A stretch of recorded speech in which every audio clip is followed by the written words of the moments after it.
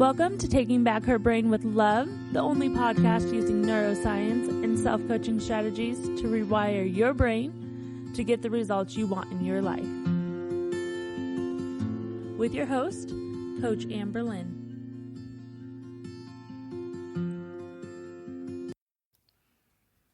Hello, and welcome to Taking Back Her Brain with Love, episode 32.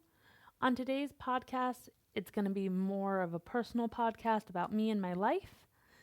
And so come along this journey with me. This month, I turned 37. And so many feelings came up about it because my ego wants to tell me that I am not where I should be at 37. You know, like I haven't made it. I am still single. I don't own a home. I rent from my parents. I just started a business. And I've not met my finance goals or my fitness goals. My brain was telling me that I haven't arrived, quote, whatever that arbitrary word means, like I haven't made it, that I definitely have not elevated or reached a point to be proud of at this age. And then I realized, oh, that's right, my brain's just being an asshole. Is your brain ever an asshole to you? I bet it is. But guess what?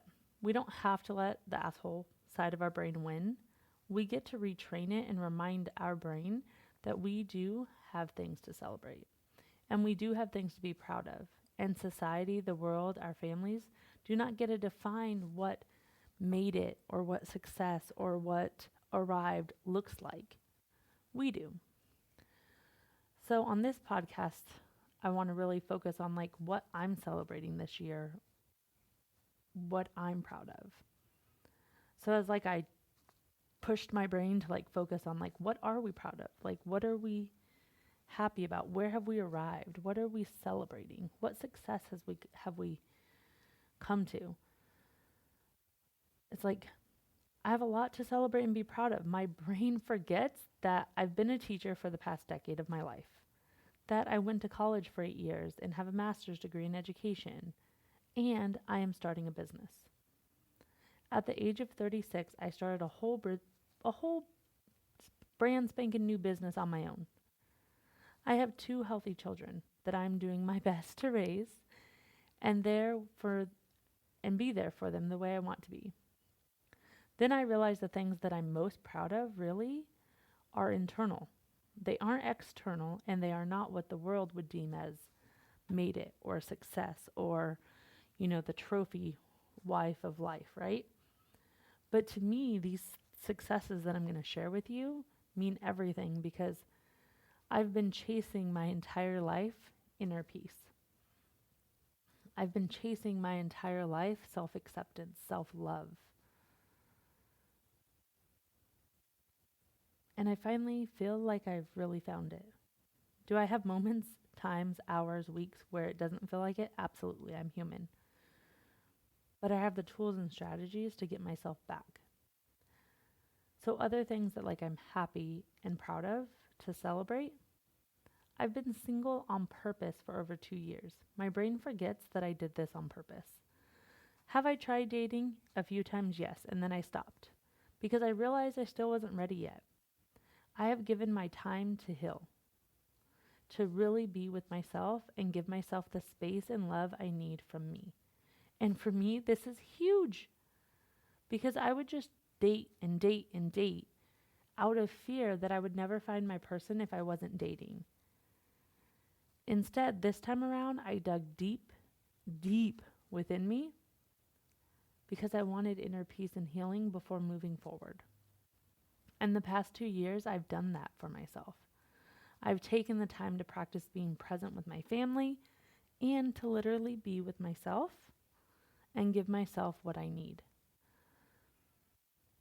I have never loved myself as much as I love myself today. And for me, that's a huge celebration. I have doubts and insecurities, of course, the last podcast will tell you that. But I no longer believe all of them. I no longer believe that I'm really not good enough. I've learned to question my doubts and my insecurities. I just don't give into these optional thoughts that my brain offers me. I finally, truly, and genuinely believe I'm deserving and worthy just existing and for the goals and dreams I want in my life. Does this stop my anxious attachment from showing up? Absolutely not. Nope. It still does show up. And now I know how to comfort my nervous system and honor the part of me that is seeking validation without going crazy. Is my life always butterflies and rainbows? Nope, absolutely not. I still experience depression and anxiety. But my celebration and my success in that is that now I love the parts of me that experience depression and anxiety. And I know now how to show up for myself in those moments, in those seasons, the way that I need to. I don't beat myself up in these moments or in those seasons anymore. I really lean in to ask myself, what do I need? How can I show up for myself? Am I being kind to myself? And to me, that's a huge success. I used to just be so mean to myself inside my head. My brain was, and it still is, an asshole sometimes, but I let it, and I just listened to it instead of talking back to it. I've learned how to show up for myself, giving myself self-acceptance, the self-validation, the self-love that I've sought outside of myself my entire life. Which means I've stopped hustling for my self-worth. I've stopped people-pleasing for my self-worth. I've stopped trying to be liked by people that I don't really even like. I've stopped going to places, being around people, exposing my energy and my mental and emotional bandwidth with people who are not what's best for me.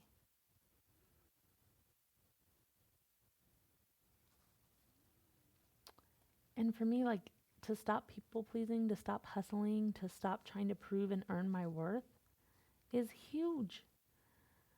Like, that's a huge celebration and success. I've spent most of my life saying yes to everyone else. And how can I help you? Even if they weren't the kindest person to me. I did it out of guilt. I did it out of, just the fear or the wanting to be liked. And now I can challenge those reasons. I can ask myself, do we like those reasons? I can challenge those preconceived thoughts that I can actually make somebody like me and be kind to me by doing what they want me to do, aka manipulating their feelings, right? I've learned how to beat myself up less and less. I have learned slowly how to accept myself. There are still parts that I'm working on, and I think that will always be the case. My brain is still an asshole, but I don't make the asshole comments mean anything about me or my worth, or I don't let them be true. I've learned to feel and validate all of my feelings.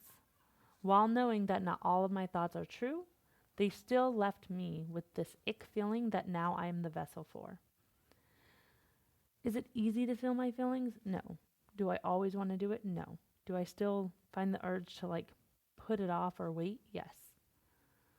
But I've done a lot better job of dropping into my body and feeling my feelings.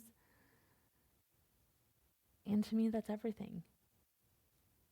That's a huge success. That's a huge celebration. That's a huge example of making it. Because I'm no longer avoiding my feelings.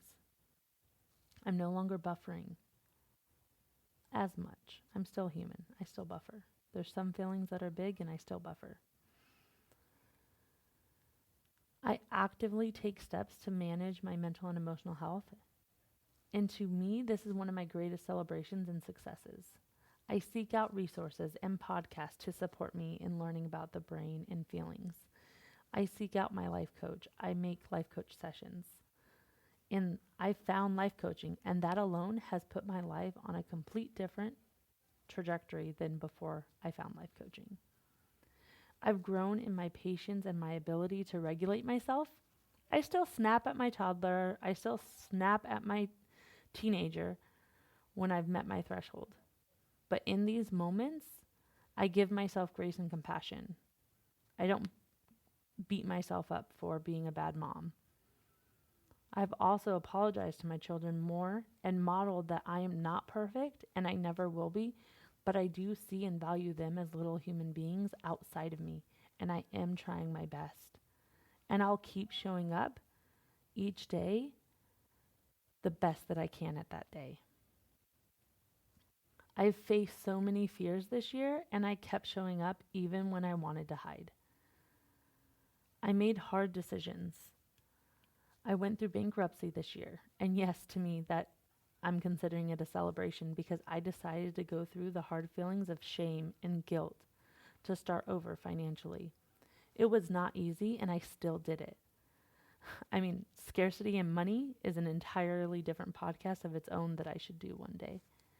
The fears that I had to file bankruptcy, the shame, the guilt, was enough for me to almost not do it. I was sick to my stomach about all of the thoughts about people. Well, actually, I didn't care if everybody else did it. I just couldn't do it. That's something my brain likes to do. I decided to lean into the shame, feel the guilt, and process it, and do it anyway. I apologize if you can hear the kids in my neighborhood playing, but it's summer and they're all outside having a good time. The fears that I had to file bankruptcy, the shame, the guilt, it was a lot, and sometimes I still have to it still comes back to me after I process it. This year I went without a lot of my wants because I financially couldn't afford it. And that was hard. That was the first time in my life that I had to really say no to a lot of things that just could not happen. Things that I really wanted to say yes to for me, for my kids, but I couldn't financially. I learned to sacrifice, and I did it with grace. And I knew that this sacrifice in this moment will pay off for our future selves, for the future of where I want to be. I learned that the universe keeps showing up for me. I leaned in and I trusted it, and it kept showing up for me. I still emotionally eat. It is something that I work on. But my celebration is I now know why I'm doing it, and I'm aware of it. And I'm also not so mean to myself after doing it. I really learn how to lean in and give myself compassion and grace instead of being that mean girl to myself. So I hope this podcast really reminds you that there's so much success and celebration within our everyday life, and this arbitrary timeline is not serving us. Do I still have goals and dreams I'm working on to achieve? Absolutely yes. Have I achieved them all? Absolutely no. And to be honest, I never will, because I'm a lifelong learner and doer. I will be forever making goals, accomplishing them, or changing them, switching paths, doing something new. And I've come to love my rhythm instead of being mad about my rhythm or being upset because I didn't do it the way that I thought that I should because other people do it that way. That isn't who I am. I'm here to create my own path. And I finally come to love that about me and my rhythm. So I hope this podcast is a reminder to you that internal success and celebrations also count. No one gets to decide what made it looks like or sounds like except for you. You get to create your life. You get to define what made it looks like and sounds like. That is the best thing about thought work and life coaching. The worldly definitions, standards, expectations can all be dropped if you want them, if you don't want them. And you give yourself the space to create the definitions you want, the standards you crave, and the expectations you desire. So I leave you with this. This life is yours.